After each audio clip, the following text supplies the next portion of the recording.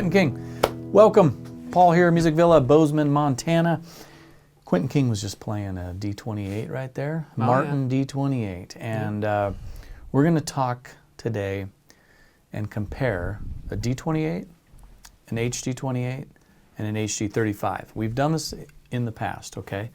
But I'm going to try to summarize it real simply. Yeah. Not even expand. I'm going to shrink it down because it's easier than before. Before there was some different bracing patterns. It's kind of been it's time to do it again. Okay, it's time to do it. It's time to redo this because people come in the store and they say, "I want a D28," right? Mm-hmm. Because that's what they know, the D28. And then you start going, well, there's also an HD28, a D20 or D35, HD35. Mm-hmm. There's a lot of different variations, but these are the three that I would say are the most popular. Mm-hmm. And when people come in, they say, I want a D28. They might walk out of here with an HD28, right? Okay, so let's just start with the D28. I'm going to run through each one real quick, and we're going to hear the differences. Okay. And then in the end, we'll do a really good comparison. We'll do the transition flow, and I'll play Dustin something simple. here, the guy behind the camera. Yeah. He just got one of these. Really? Yeah, and he loves it. Yeah, they're not bad guitars. Huh?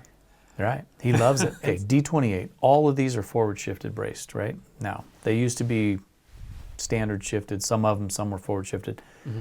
Today, we're looking at these. They're all forward shifted bracing.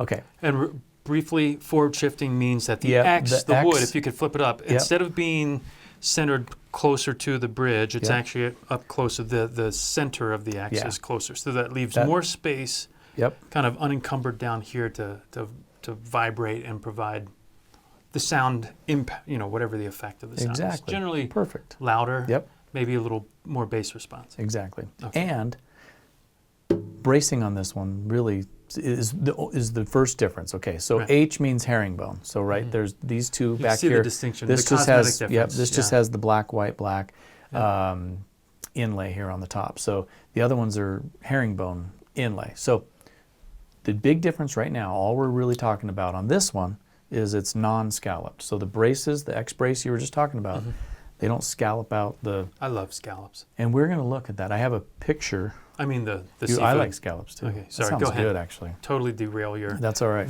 This is non-scalloped. Correct. These are scalloped. These are both scalloped, and one has a thinner brace than the other. A thinner brace. So, I mean, the scallop in itself is intended to remove some of the wood. That, again, would allow more vibration of the bracing, what's under the hood. So in addition to the space here, you've got less resistance from the bracing, theoretically. And then you go to even thinner, scalloped. So you're even more kind shaving of off more. looser. Right. So the less mass you have, the more free the wood is to move. Yep. So let's in a nutshell. Okay. D28 non-scalloped braces. Mm-hmm. Gosh, I'm hungry every time you say that. HD28 5/16 scalloped braces. HD35 1/4-inch scalloped braces. That's really the only difference now. Wait, so the HD35 is even thinner. The thinnest? That's the thinnest? That's the thinnest. Of the bunch? Yep. Okay. So the braces are thinner.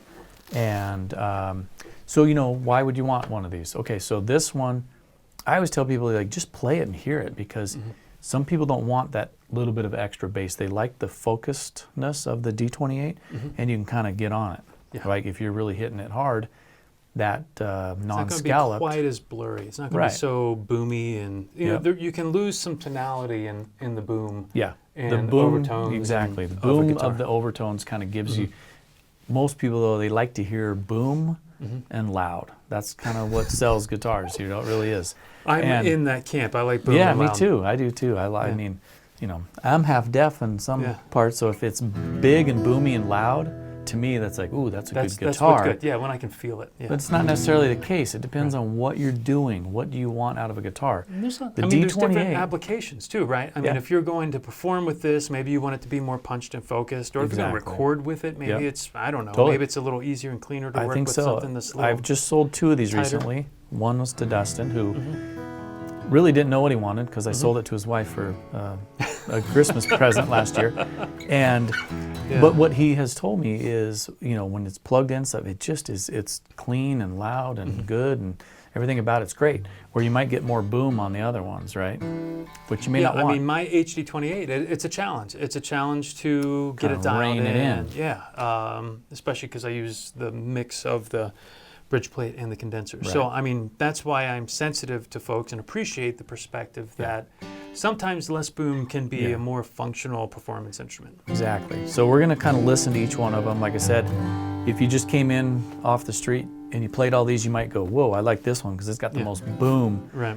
Also, with that thinner brace, that one might be a little bit easier to finger pick. It might be, you could lighten your touch. Well, that's an interesting concept, right? You can lighten your touch. That you come in and if you're a performer or amateur weekend warrior, whatever, or just you plug in for whatever reason.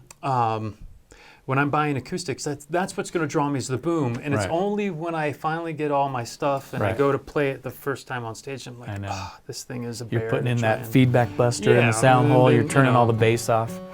Let's hear that one, and I'm going to hand you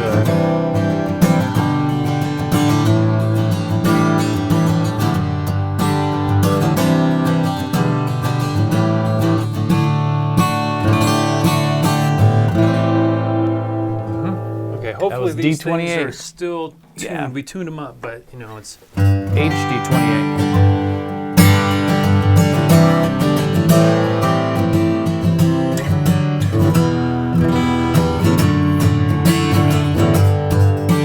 In the room, I'm hearing a lot more boom. Oh yeah. And I can feel more boom. Yeah, I can hear it too. Okay. Also on the HD35, you got binding on the neck there. Binding on the neck, and the beautiful ever-present. And that's the how I know back. the difference. Yep, that's the only way I can tell. That's how you always know a 35. Anytime it's a 35, it's a 3-piece back. Now this one just is cleaner, boomier to me, to my ear.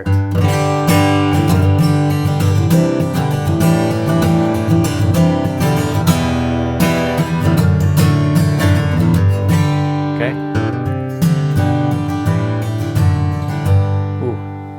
That's an HD35 right there. That is really sweet. HD28.